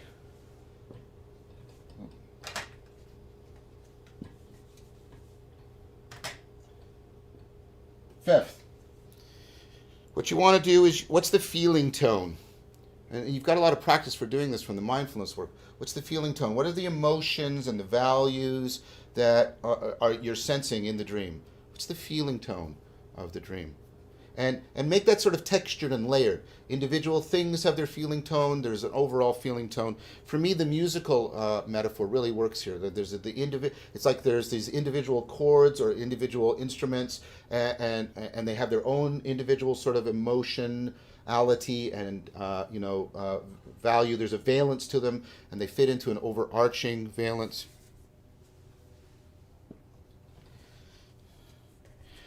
Next thing, and what you so I should have said tone. I should have mentioned this. But this is where you come to it in the practice. But when you record your dreams in the morning, when you wake up, presumably, try to note your feeling on waking. Were you happy? Were you afraid? Were you relieved? Were you perplexed? And now, so write that down when you write down your dream, and then when you come to this stage, you reactivate that feeling on waking. Because what you want to do, right, is you want to know there's a symbolon that's trying to form here. What's the symbolon? The symbolon between your perspective in your dream and your perspective in your waking life. Try to co-feel them together. How do they want to join together, right? Notice the symbolon between your unconscious, when you're in the dream, and your conscious perspective and sense of self. What was your sense of self? What was your perspective in the dream? And then what's your sense of self and your perspective on awakening? Okay. 7. Okay. Try to remember the previous day's events. What was going on in that day before you had that dream? Is there any symbolon that wants to, logos, gather together and take shape between those? Notice how all of these are increasingly having this dialogical feel, and because that's the correct attitude. Maybe nothing comes up, but maybe you go, oh yeah, there was this, oh right. Remember the insight part of theurgia? 8. You want to take a look at the emotional and salience landscape surrounding the dream. What's going on, around in your life in general before the dream, and perhaps as you look forward to the days ahead. What's the overall emotional and salience landscape of the dream? Of the dream context. Sorry, I misspoke. What's the overall emotional and salience landscape of the context within which the dream it takes place? So what's the shape of your life in the days before? And you've already done a bit of that here. And how is that arcing into what you're anticipating going forward? Okay, that's the second 4.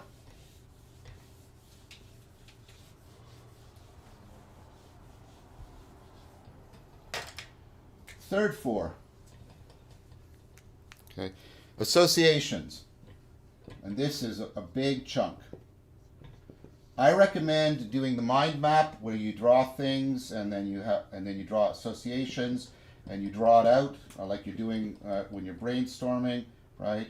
And you can use the size of the circle to indicate its its salience or relevance. Put the some of the core images and spin off the images and just associate here.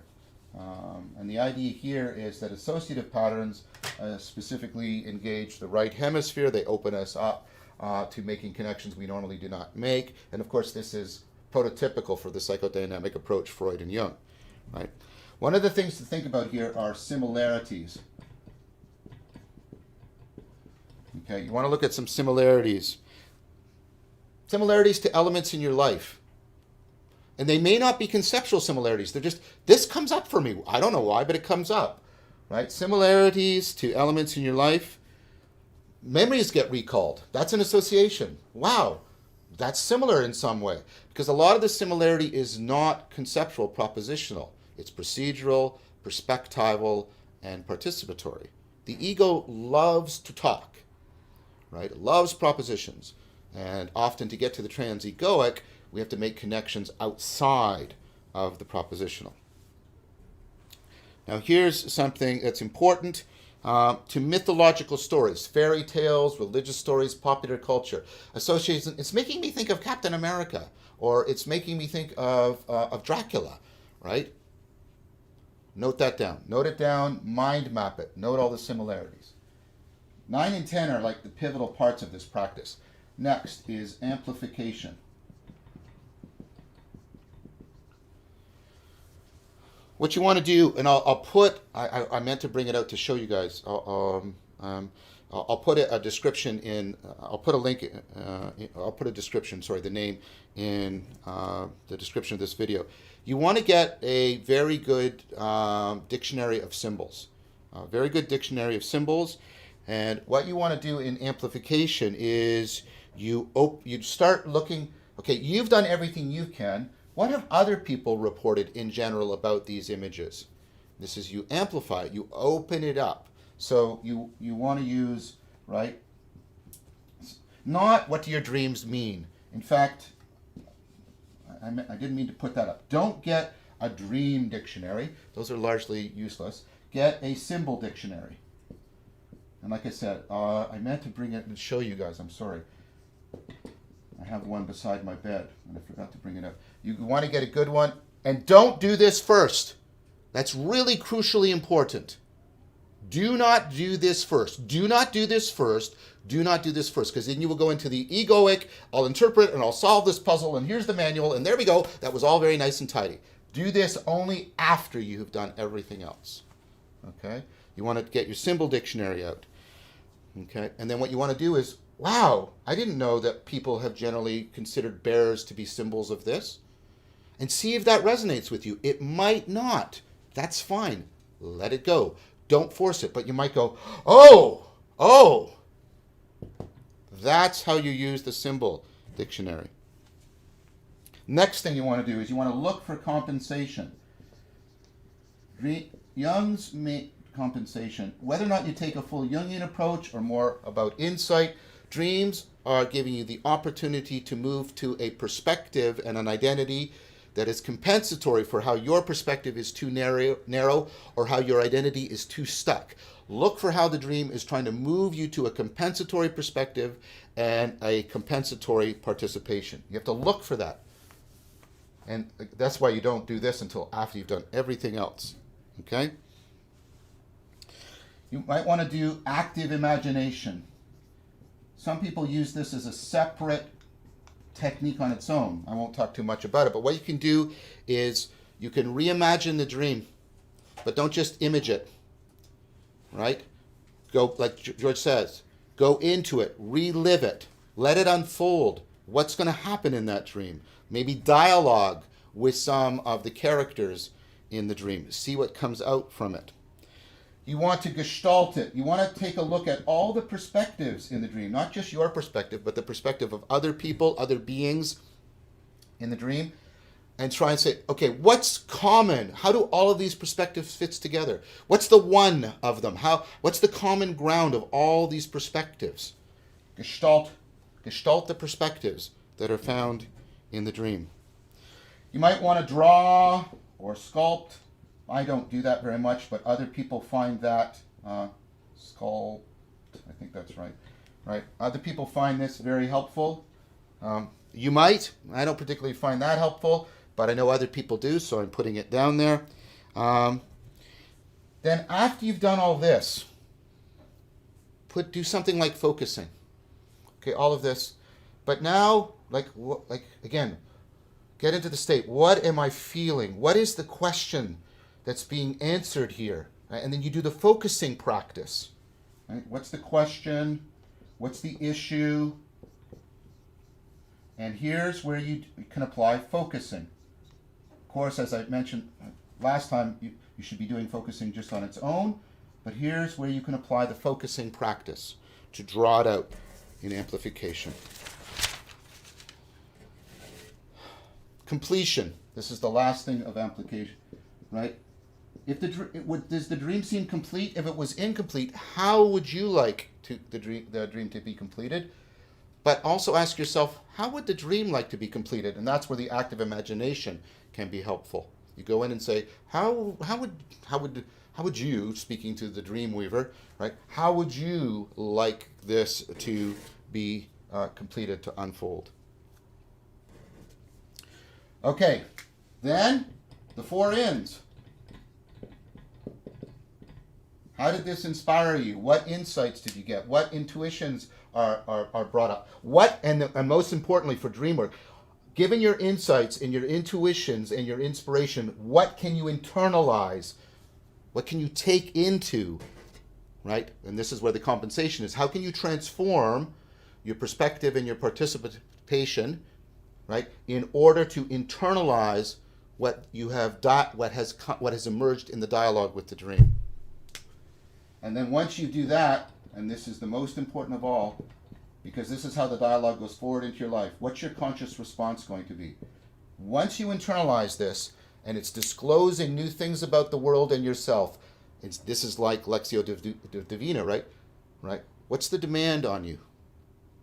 What do you need to do? How can you take responsibility by responding? How can you take responsibility for what has been disclosed to you in the dialogue?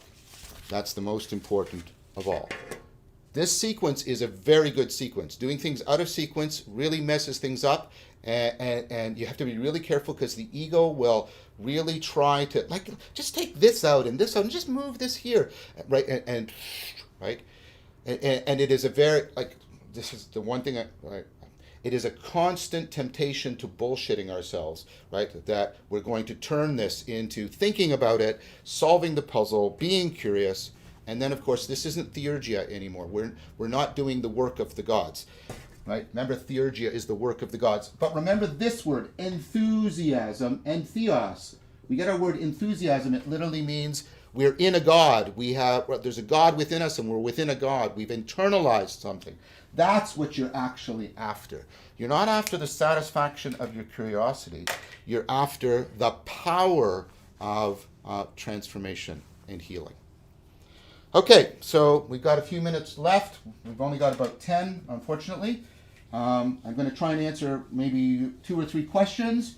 And any questions that I haven't been able to get to, we are going to dump them into the general Q&A that we do every month, and we'll slowly work our way through them. They will not be abandoned. Your questions will not be orphaned in an epistemic desert. They will be addressed at some point, I promise you. Okay, so let's return back to the mat. Jason's going to switch the cameras back.